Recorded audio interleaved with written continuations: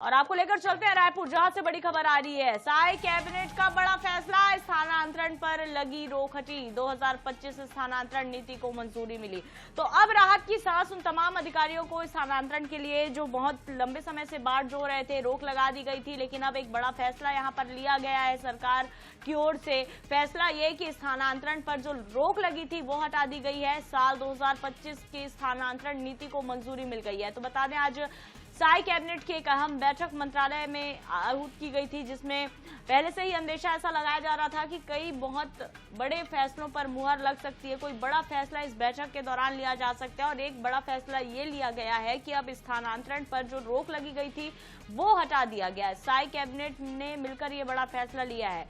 2025 स्थानांतरण नीति को मंजूरी मिल गई है। तो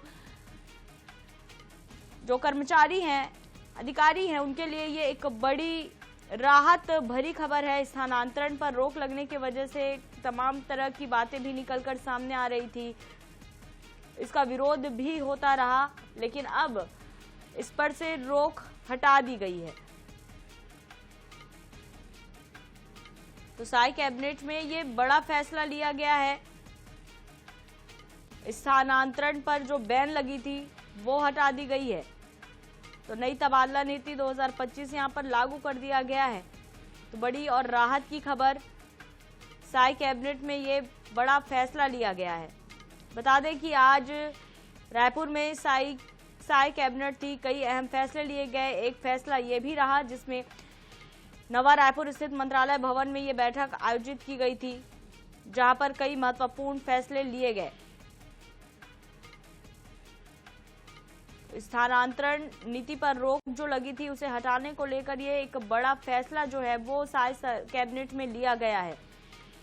इसके अलावा और भी कई अहम मुद्दों पर फैसले लिए गए हैं, लेकिन ये अहम इसलिए क्योंकि स्थानांतरण नीति को लेकर लंबे समय से बातें भी निकलकर सामने आ रही थी, और अब जाकर ये बड़ा फैसला लिया गया। साई कैबिनेट की ओर से ये बड़ा फैसला। तो नया रायपुर मंत्रालय में आज ये बैठक, जहां पर ये फैसला लिया गया, ट्रांसफर के लिए जो बैन लगा हुआ था वो समाप्त कर दिया गया है, हटा दिया गया है। जाहिर बात है कि अब इनसे कर्मचारियों को जो है वो थोड़ी राहत जरूर मिलेगी। ट्रांसफर बैन को हटाने के लिए कर्मचारी लंबे समय से सरकार का मुंह ताक रहे थे, और अब जाकर उनके चेहरे पर ये खुशी की लहर है।